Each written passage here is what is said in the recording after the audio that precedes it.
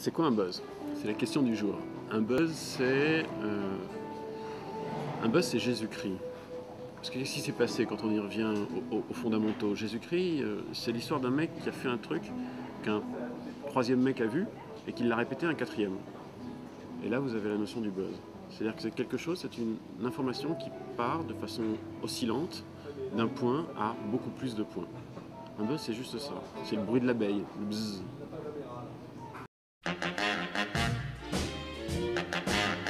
En matière d'exemple, il y en a trois assez simples.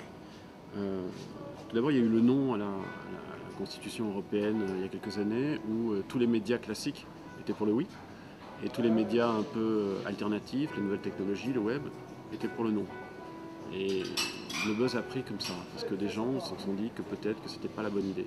Donc ce ne sont pas les partis qui ont fait gagner, c'est simplement le bouche à oreille qui a eu lieu sur d'autres médias.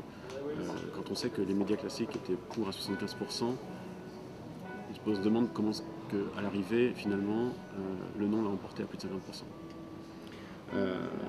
Un autre buzz, en termes de com, on se rapproche encore un peu de la politique, mais c'est la communication qu'a eu Obama. Obama, il a fait quoi? Obama, il a simplement demandé à chacun des Américains de dire à leurs voisins qu'il c'était un mec bien. C'est tout. Et après, il a donné des outils pour ça. Des outils de marketing, des tracts, des autocollants, etc., etc. Donc en fait, c'est juste de la com, parce que j'ai dit à mon voisin, comme pour Jésus-Christ, que Obama c'est un mec bien. Donc il a été élu aussi grâce à ça. Et d'un point de vue technologique, il y a une société qui fait énormément de buzz en permanence. Chaque fois qu'elle sort un nouvel objet, c'est Apple.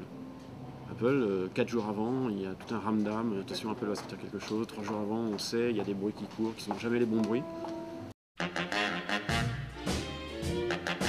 Le premier levier, vous l'aurez compris, c'est l'autre. Il faut que l'autre reçoive l'information que je vais lui émettre et considère cette information comme une information capitale et qu'il ait envie de la donner à une troisième personne. Donc il faut qu'il soit en mode écoute. Donc il faut préparer l'écoute de l'autre. Il y a 4 leviers pour préparer l'écoute de l'autre. Ils sont toujours les mêmes. Le trash, on lui raconte un truc tellement énorme, tellement glauque, tellement gore qu'il va retenir. Le cul, ça attire toujours. Le people, c'est-à-dire qu'on va raconter une histoire sur un people qui est passé, etc. Ou bien, il y a le dernier point qui est le plus défendable dans nos conceptions judéo-chrétiennes, qui est l'humour. Bon, je vais vous dire quelque chose, ça va vous faire rire et vous allez le retenir. Évidemment, plus vous mêlez les 4 points, plus vous avez de chances que l'autre retienne l'information que vous allez lui émettre.